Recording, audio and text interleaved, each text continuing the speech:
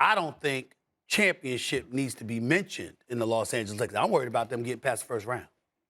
That's how I feel about the Los Angeles Lakers in all seriousness. And the reason that I feel that way is because of how they looked even before AD went down.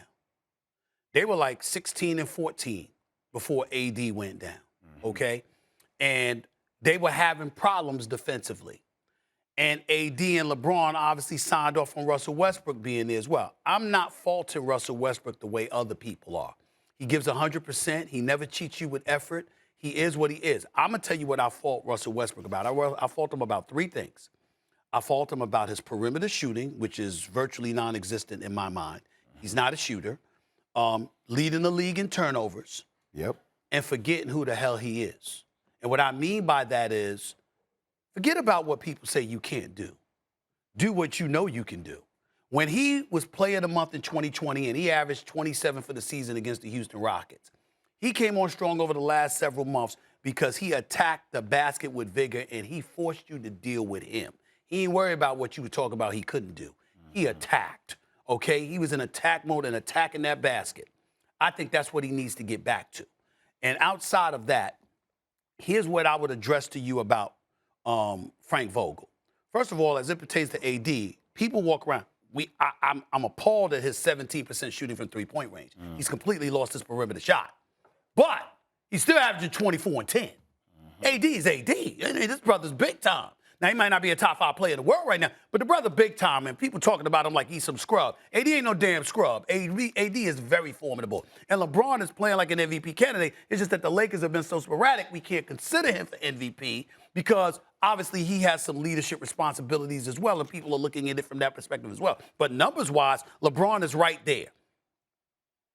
I've never advocated for Frank Vogel's firing. And that's what I want to make sure that I'm clear with you about. Okay. What I said was he will be the scapegoat. Russell Westbrook's making $44 million. Next year, he makes $47 million, okay? In the last year of his deal, assuming he opts in, which I believe he will, get to $47 million, okay?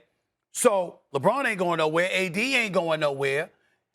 And they convinced Rob Pelinka and Jeannie Buss to sign on Russell Westbrook, so the team that you assembled is the team that you assembled. That's their responsibility as well as Rob Pelinka.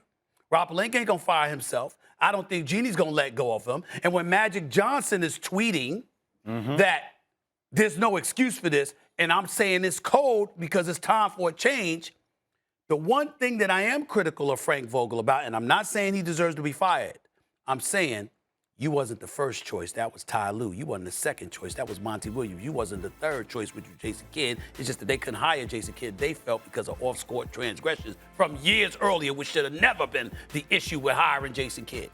Frank Vogel was here on Get Up. He was working at ESPN, okay? He wasn't there. He took that $5 million a year, and you went there. But the reason why you were head coach is because defense was your signature.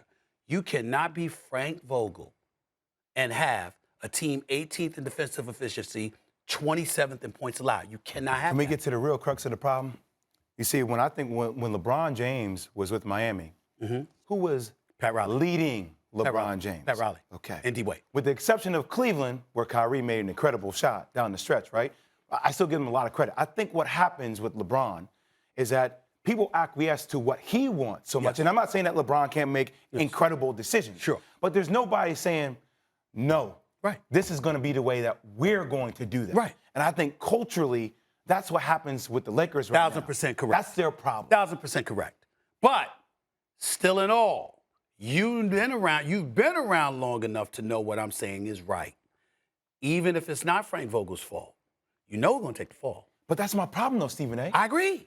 I agree. Do you go to Phil Handy? And I love Phil Handy. Do you go to Dave Fizdale? Can I just like say his record is let me say nobody this to you. fixes Let that me say this problem. to you. I wouldn't hesitate to go to Phil Handy. And I don't and knowing Phil Handy the way that I do, he would never want this job, because he wouldn't want it under these conditions. You understand what I'm saying? Because everybody's talking about Frank Vogel. He don't roll like that. We've known Phil Handy for years. But let's understand something about a Phil Handy. Cleveland Cavaliers win a championship. Phil Handy's the coach, assistant coach. Assistant. Never been a head coach. Toronto wins a championship. Phil Handy's an assistant coach at Toronto. Lakers win a championship. Phil Handy's. Damn. How many places do you have to be before you? There's plenty of coaches that have never been assistants that have gotten head coaching jobs. How come a guy that is an assistant, that is huge on player development, how come he can't be considered? Because it automatically sets him up for failure right out of the gate. Okay, and I think if you're Phil Handy, you can't take that out. No, I'm saying I don't think he would. Okay. But what I'm saying is, to address your question, I'm saying I agree with you because of the conditions that exist with the Lakers. But don't tell me that it would be, something that's utterly ridiculous if the Lakers sat up there and said, well, the hell with all that.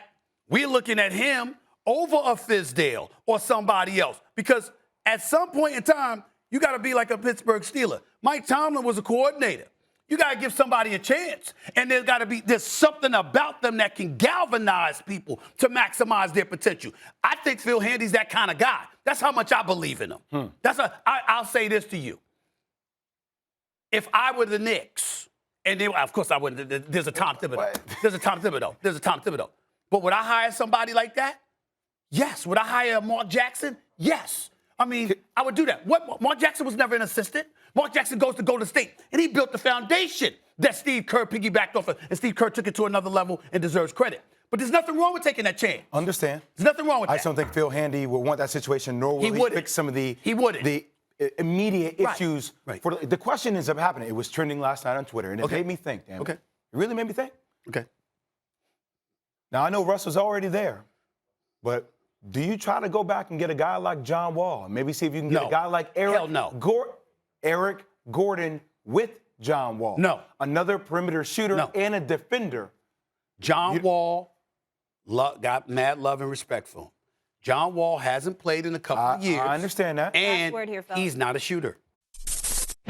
Thanks for watching ESPN on YouTube. For live streaming sports and premium content, subscribe to ESPN+.